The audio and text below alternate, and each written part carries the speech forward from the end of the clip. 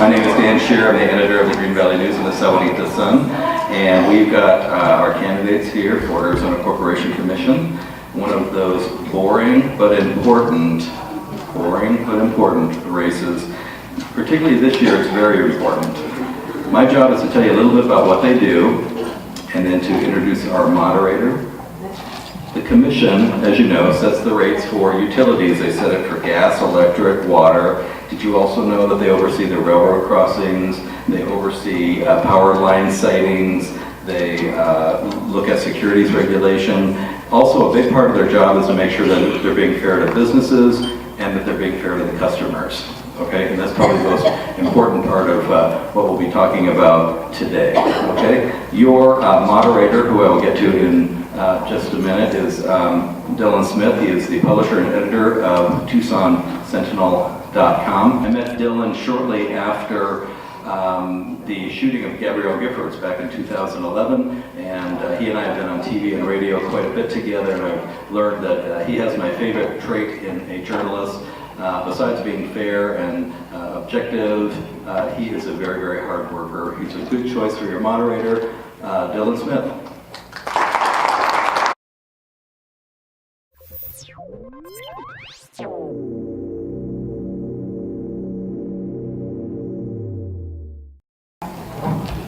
Thanks, Dan. I really appreciate that. I appreciate all you guys showing up on a lovely, sunny Sunday afternoon here in Southern Arizona.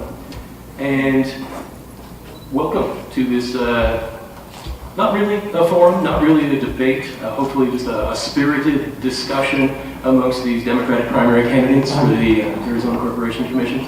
As Dan said, I'm Dylan Smith, the editor and publisher of TucsonSentinel.com, your nonprofit, local, independent online news site. I'm really pleased to see so many of you show up today. As Dan mentioned, this race isn't always the sexiest, it doesn't get the most attention, people get really wound up by other things. I think this is the one that every week, every month when you pay your bills, actually matters. And so these are really, I don't think they're boring, I think they're some really vital, important, interesting issues, and hopefully we can have a discussion that gets you guys a little bit charged up about it. Even if you're not going to vote for these folks, you're going to get down into the ballot and vote for somebody in this race and understand why. So 90 minutes can go by pretty quickly when we're discussing issues like this, so we have had to put a little bit of a limit on the amount of time that these folks have to respond. And also, if you guys could hold back on your applause, your cheers, your boos, if you do have any, as we go along, so we can really try and pin these guys down on as many things as possible. And except for now, it'd be appropriate for you to clap as I briefly introduce them. Sandra Kennedy is the Corporation Commissioner, seeking a return to that office. Prior to that, she served in the legislature as both a representative and a senator. Welcome. Mundell is also a former corporation commissioner seeking a return to that office. Prior to the ACC, he was a municipal judge and a member of the Arizona House of Representatives. Kiana Sears sits on the governing board of Mesa Public Schools and has worked as a staffer for the Arizona State Senate and also on the staff of the Corporation Commission. So each of these candidates has some experience. The audience wants to hear about your qualifications, why you're the best candidate for them. Before we jump into those issue questions, each of you has a chance to briefly introduce yourselves to the audience here today. So, Sandra, tell us a little bit about yourself and why you're running and why you're qualified to oversee the vast authority of the ACC. You have 2 minutes. Oh, thank you. Good afternoon, Green Valley. Thank you for having us here today. It gives us an opportunity to talk to you and for you to see who we are. So we thank you for the opportunity. Again, my name is Sandra Kennedy, and I am running for the Arizona Corporation Commission. I had decided after my last run that I would not seek the Corporation Commission again. I would just kind of sit on the side and help other candidates and other individuals. I find myself as kind of a hands-on person, and wanted to just kind of dig in and help others. And then as I saw that there were APS operatives in the race, I said, well, I just can't sit back this time. I've got to stand up and shout, I'm in the race. So I am running because the monopolies have taken over the ACC.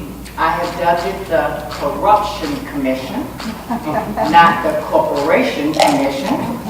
And I think there needs to be a change. There needs to be a change in the guard. And I think that change would come with Sandra Kennedy and Bill Mundell. We have the knowledge, we have the experience, we have the know-how, and as I tell people, we know where the dead bodies are. And we want to go back to the commission and help clean it up. Some of the things that I did to move the commission along after I got to the commission, actually helping Arizona gain nearly 3,000 jobs after being at the commission 6 to 9 months. Energy efficiency was one of the standards and policies that I helped put together to move the renewable energy standard along, but with the electric utility. So I am looking forward to the discussion today, and I look forward to the questions. Thank you. Thank you very much. Bill? Thank you. Why are you running again? Is my time started yet? Well, first of all, thank you for having me. Again, my name is Bill Mundell, running for the commission. You know, as was noted, I've had the honor and the privilege to serve in all 4 branches of Arizona's government, and the commission is considered a 4th branch of government established by the state constitution. I got my start in public service, raised in a military family. I was always taught that public service was an honorable profession. And so I got my start fighting corruption in the city of Chandler as a young lawyer. And then as a result of that fight, I was appointed the presiding judge of the Chandler Municipal Court. I then went on to the legislature and served there for 3 terms. I was chairman of the Environment Committee. That's where I met Sandra. She and I have been friends for over 30 years. And as the chairman of the Environment Committee, I passed numerous pieces of legislation. Sandra and I did Protecting Arizona's Environment, the first recycling bill, legislation keeping Arizona from becoming a dumping ground of hazardous waste in the United States, legislation protecting our native plants when developments occur, and a lot of other environmental pieces of legislation. I then was appointed to the commission and served for 9.5 years as a commissioner and also as the chairman. And as the chairman of the commission, we were one of the first states to require utilities to get a portion of their electricity from renewables, whether it was solar or wind. And then in 2006, I wrote the current policy. It's called the REST rules, the Renewable Energy Standard Tariff, which requires our utilities to get 15% of their electricity from renewables by 2025. I was one of the Democratic nominees 2 years ago, and I said we're long overdue to increase that percentage. And I said that we should be, and don't you think we should be the solar capital of the world for renewable energy? And we will be.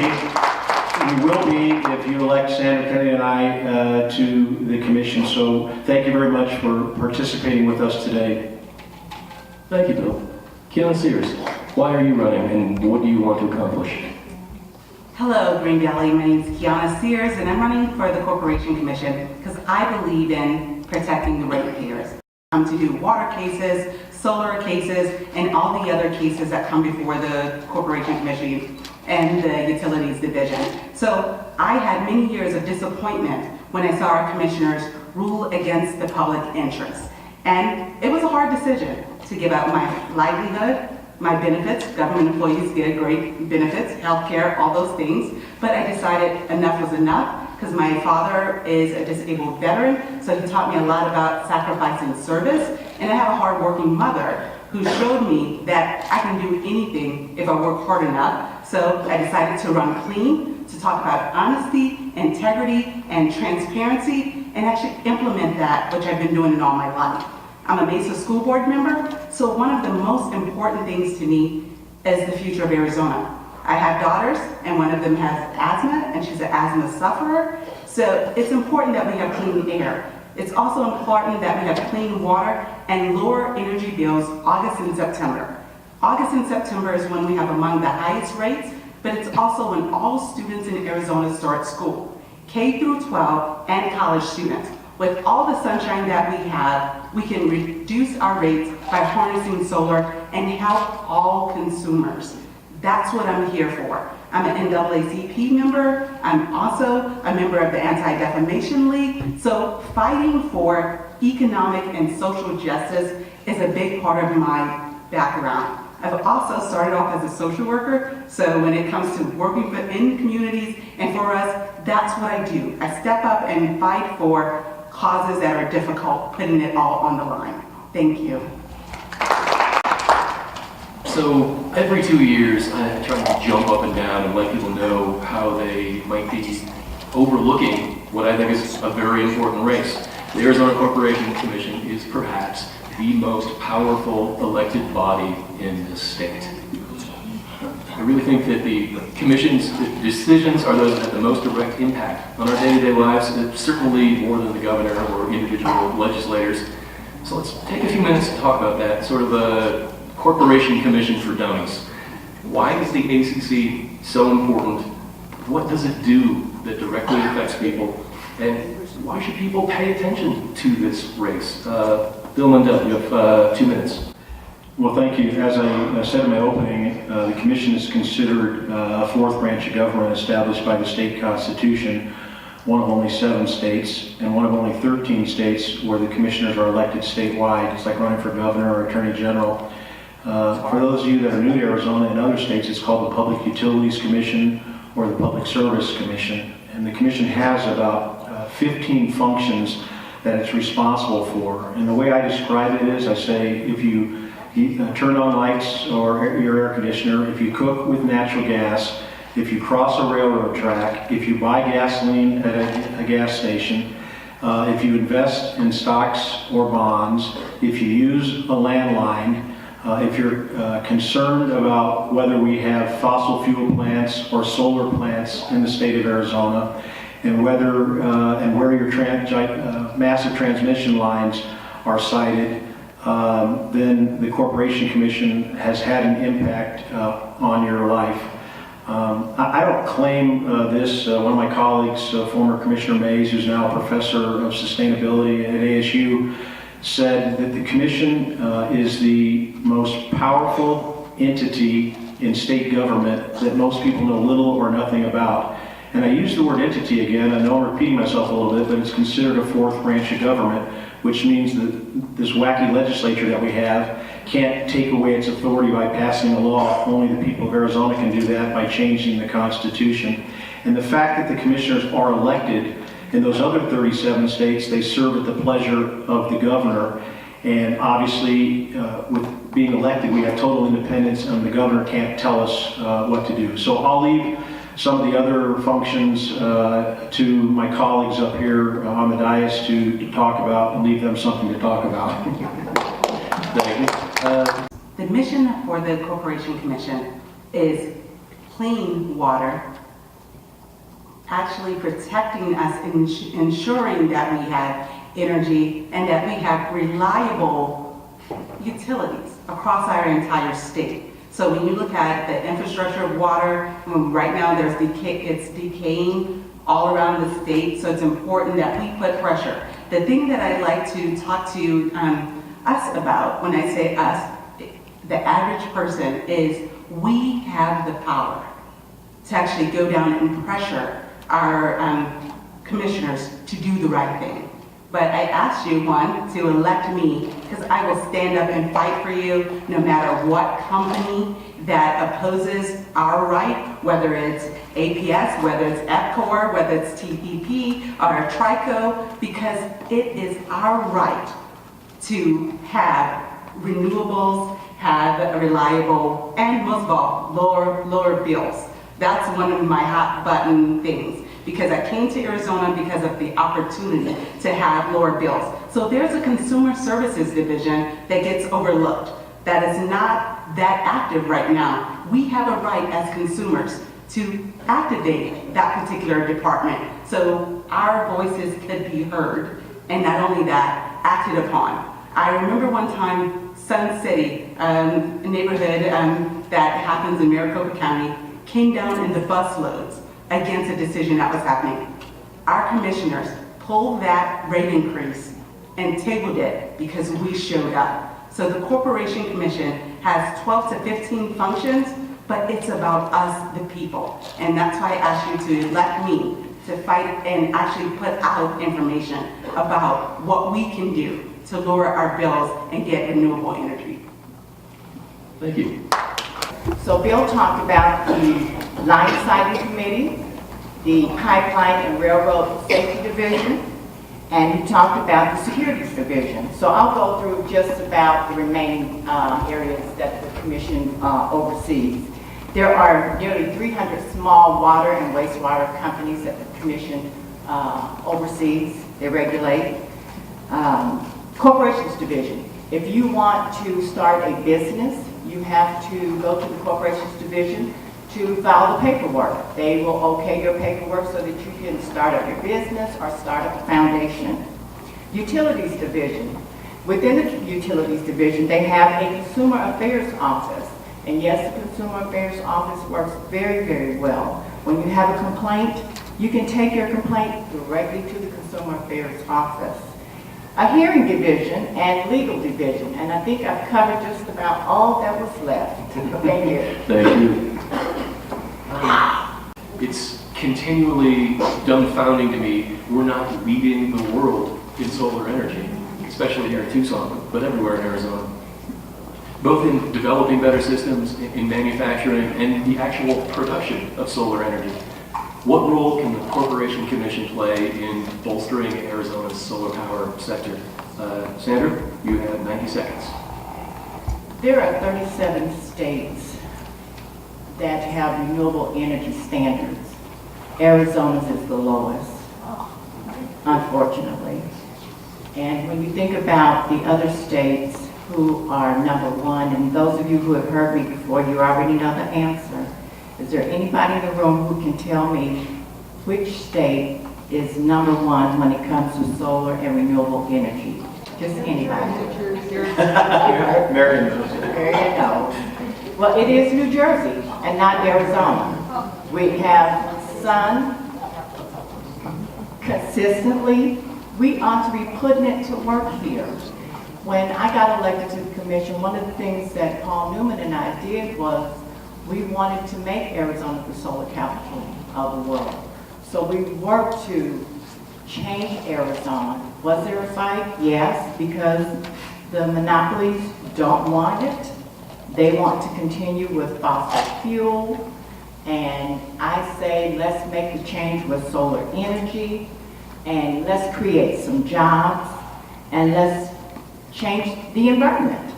And I think I covered that enough. Thank you. Thank you. Kiana Sears, same question. Solar. The fight with solar has everything to do with money and dollars. As we look at generating energy, and our energy companies and the monopolies that we talk about are big companies, because we have very few companies regulating and actually private companies that serve us, this huge state, when it comes to energy. It is very important to companies to continue to not just make a profit, but to make huge profits and go against the grain of having individual residents get, one, earn money back because they're putting solar back into the grid, energy back into the grid. They have their own opportunity to save money and not pay so much to the, that's really what the fight is about.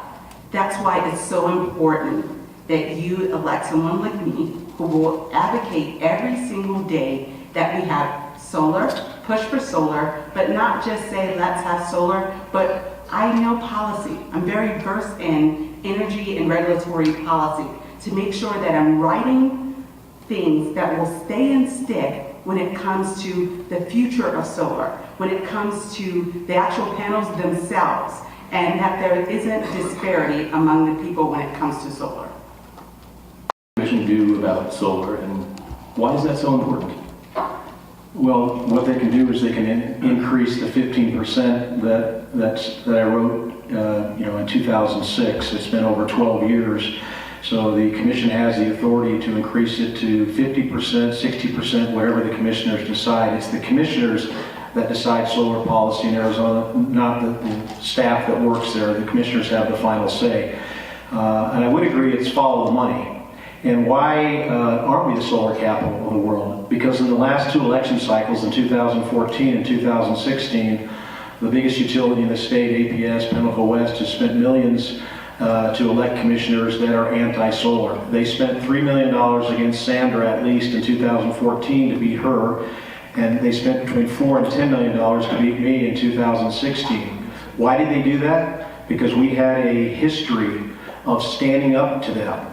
When I was on the commission as the chairman, we actually voted to reduce rates on TDP customers and APS customers when I was chairman back in the early 2000s. And then again, one of my last votes as a commissioner was to vote against a rate increase for APS. So you have to have commissioners that are willing to stand up to APS, TDP, and the major, very powerful entities in the state. We didn't even mention it, but the commission was labeled the Railroad Commission during territorial days because the framers of our Constitution were concerned about the power of monopolies, and at that time it was the railroads. Fast forward, now we're concerned about the power of APS and Pinnacle West and TDP, and we need to stand up to them. Do you believe Arizona is on the right track to ensure safe and reliable water will be on tap for future generations? Kiana? I believe we've fallen behind. The water infrastructure in Arizona is problematic. In all the rural areas, there's huge decay when it comes to the water infrastructure. Water and wastewater is my background, and that's one of the things I want to see fixed. Within our metropolitan areas, we have had a level of lead in some of our schools when it comes to water. So this is not a faraway Flint, Michigan problem. There's a problem here in Arizona.